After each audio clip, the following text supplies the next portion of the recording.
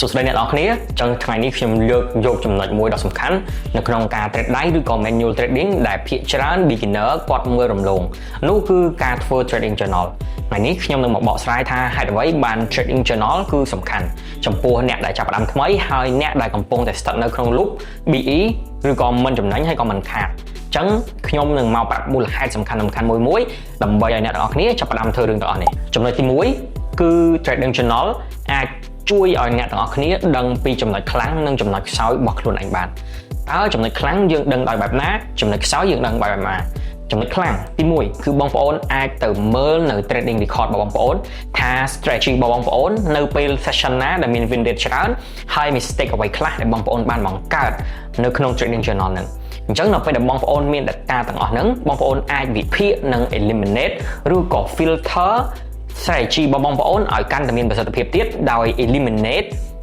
SL ណាស្ថិតនៅក្នុង session ណាដែលច្រើនជាងគេអញ្ចឹងបងប្អូនគួរតែកុំ trade ហើយកុំប្រើ strategy មួយហ្នឹងអញ្ចឹងបងប្អូនអាចកាត់បន្ថយការចាញ់ទៅលើផ្សារបានមួយចំនួនធំហើយចំពោះភាពខ្លាំងរបស់បងប្អូនវិញនោះគឺបងប្អូនត្រូវបដោតទៅលើវាថាបងប្អូនខ្លាំងនៅលើចំណុចអី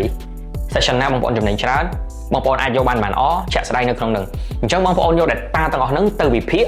ដើម្បីរកនៅទិន្នន័យមួយដែលចម្បាច់ចូលគ្នាហើយ improve ទៅលើ trading edge របស់បងប្អូន trading skill របស់បងប្អូនថាតើគួរ improve លើចំណុចណាខ្លះអញ្ចឹងដូចបងប្អូនតែងតែឃើញពាក្យគេនិយាយថា P&L អាចប្រាប់បងប្អូនថាចំណេញខាតប៉ុន្តែ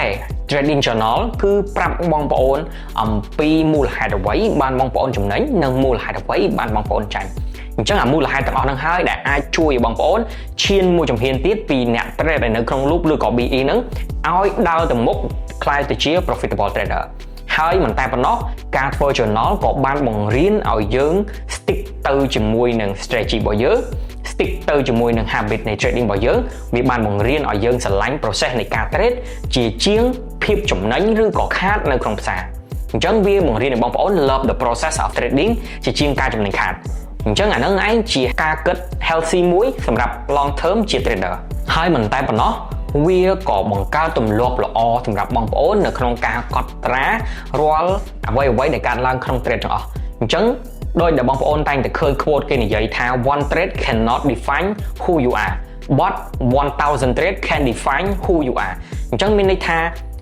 បើសិនជាបងប្អូនចាញ់មួយ trade ឬក៏ឈ្នះមួយ trade នោះបងប្អូននឹងមិនអាចស្គាល់ខ្លួនឯងច្បាស់លើ strategy លើ risk management លើ trade management លើ psychology ខ្លួនឯងបានទេប៉ុន្តែបើសិនជាបងប្អូន collect data ចំនួន 1000 trade យកមកដាក់នៅក្នុងឯកសារមួយឬក៏100 trade មកដាក់ក្នុងឯកសារមួយនោះបងប្អូននឹងដឹងថាខ្លួនឯងជាប្រភេទ trader បែបម៉េចហើយអាច improve ទៅលើអ្វីខ្លះហើយអាចកាត់ចំណុចណាខ្លះចេញដែលជាភាពអាក្រក់នៅក្នុងការ trade នោះបងប្អូននឹង become a profitable trader ហើយ survive នៅក្នុង industry នេះបានយូរជាងពីមុនអញ្ចឹងក្នុងវីដេអូនេះគឺមានតែប៉ុណ្្នឹងទេសូមអរគុណបងប្អូនសម្រាប់ការតាមដានវីដេអូមួយនេះ